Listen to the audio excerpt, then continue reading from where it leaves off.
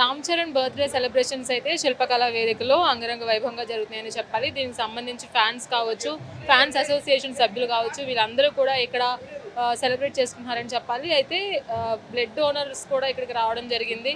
వాళ్ళని కూడా సత్కరించడం జరిగింది. అసలు ఎన్నిసార్లు బ్లడ్ ఇచ్చారు ఇవన్నీ కూడా అడిగి తెలుసుకుందాం. మీ పేరు? నా పేరు అచ్యుత్. బ్లడ్ డోనర్ అని, ఈ అవుట్ స్టాండింగ్ బ్లడ్ డోనర్ అని షీల్డ్ రావడం జరిగింది. సో ఎలా అనిపిస్తుంది? అసలు ఎన్నిసార్లు బ్లడ్ ఇచ్చారు? చాలా సంతోషం. ఇప్పటికి నేను 60 సార్లు రక్తదానం చేశాను మేడం. ఆ రోజు చిరంజీవి గారు ఏదైతే రక్తదానం చేయండి అని చెప్పి పిలుపునిచ్చారో ఆ రోజు నుంచి ఈ రోజు వరకు నేను 60 సార్లు రక్తదానం చేయడం కొన్ని వేల మంది కూడా రక్తదానం అందించాను మేడం. అలాగే చిరంజీవి గారి ఆశయాలను ఎవరైతే నమ్ముకొని ముందుకు వెళ్తారో, ఆ కుటుంబాన్ని ఎవరైతే నమ్ముకొని ముందుకు వెళ్తారో వాళ్ళు ఖచ్చితంగా జీవితంలో సక్సెస్ అవుతారని నేను అనుకుంటున్నాను. ఎందుకంటే నేను ఒక సామాన్యుని, నాలాంటి ఒక అభిమానిని ఆయన ఒక మంచి మాటలు చెప్పి ఈరోజు నన్ను ఈ స్టేజ్ మీద నిలబెట్టి ఈరోజు సాక్షాత్తు చిరంజీవి గారి కుమార్తె ఆ రక్తము ఈ రక్తదాన సేవ కార్యక్రమం మమ్మల్ని గమనించి మాకు చేసి ఈరోజు ఈ సీట్లు ఇవ్వడము, ఇప్పటికి నేను చాలా సీట్లు తీసుకున్నాను కానీ ఇంత అనుభూతి నాకు రాలేదు. ఎందుకంటే నాకు ఎవరైతే ఇన్స్పిరేషనో ఆయన్నే ఈరోజు అంటే నేను ఒక విషయం చెప్తానంటే అభిమానులందరినీ ఈ సమాజానికి నిజమైన హీరోలుగా తీర్చిదిద్దింది చిరంజీవి గారే. ఎందుకంటే రక్తదానం చేస్తే సమాజంలో చాలా మంచి గుర్తింపు ఉంది మేడం.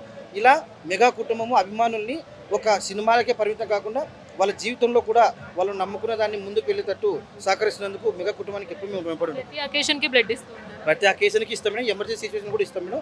చిరంజీవి గారు ఇవ్వసేన్ అని చెప్పేసి, రామ్ చరణ్ గారు ఇవ్వసేన్ అని చెప్పేసి వెళ్ళి ఇస్తుంటాం మేడం. అలాగే ఈ సందర్భంగా నేను చాలామందికి ఒక మాట చెప్పాలనుకుంటున్నాను మేడం. చాలామంది ఏమంటారు మెగా కుటుంబంలో వచ్చిన ఎంతోమంది హీరోలు వస్తే కూడా అంతమందిని మీరు ఎందుకు ఆదరిస్తారని చెప్పి చాలామంది అంటుంటారు మేడం. వాళ్ళందరూ ఒకటే మాట చెప్తారు మేడం.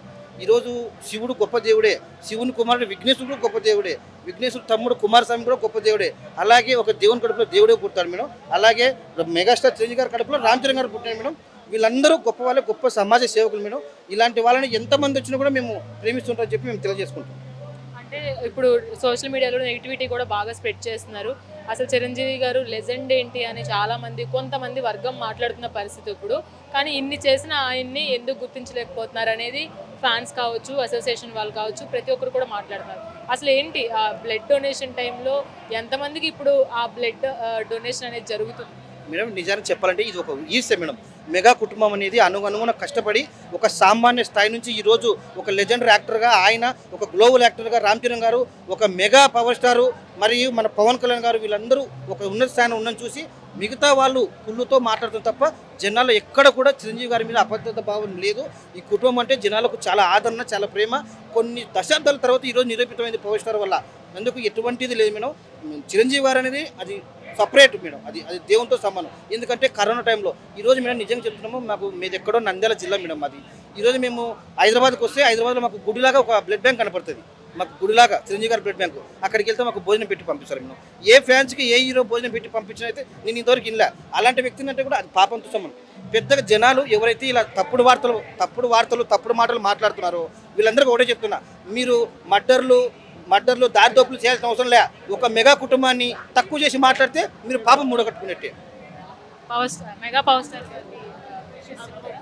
రామ్ చరణ్ గారికి మేము విషయం చెప్పినట్లేదు. రామ్ చరణ్ గారు మమ్మల్ని సపరేట్ చేసినారు. నిజంగా ఇందాక కూడా రామ్ చరణ్ గారు మన ప్రతి షూటింగ్లో మేమందరం వెళ్ళడం జరిగింది. సార్కి కూడా కన్నుకు చిన్న దెబ్బ జరిగింది. సార్ మీరు చాలా జాగ్రత్తగా మీరు సినిమాలు చేస్తారు, మీరు మా కోసం ఎంతో కష్టపడుతున్నారు, మీ కుటుంబం అంతా మా కోసం ఎంతో చేస్తున్నారు. దయచేసి మీరు కూడా మీ గురించి ఆలోచించాలి సార్. మీకు ఏదైనా అయితే చిన్న దెబ్బ జరిగినా కూడా మీ అభిమానులు అయితే మీ మెగా కుటుంబ ఫ్యాన్స్ అయితే మేము తట్టుకోలేము సార్. దయచేసి ఇలాంటి బర్త్డేలు ఇంకా సంవత్సరానికి సారు ఎంతో దినదిన అభివృద్ధి అవుతాడు. నెక్స్ట్ ఇంకా గొప్ప ఈరోజు గ్లోబల్ స్టార్ కదా, ఇంకా మరింత స్థాయికి వెళ్తారు. మచ్చలేని కుటుంబం మెగా కుటుంబం.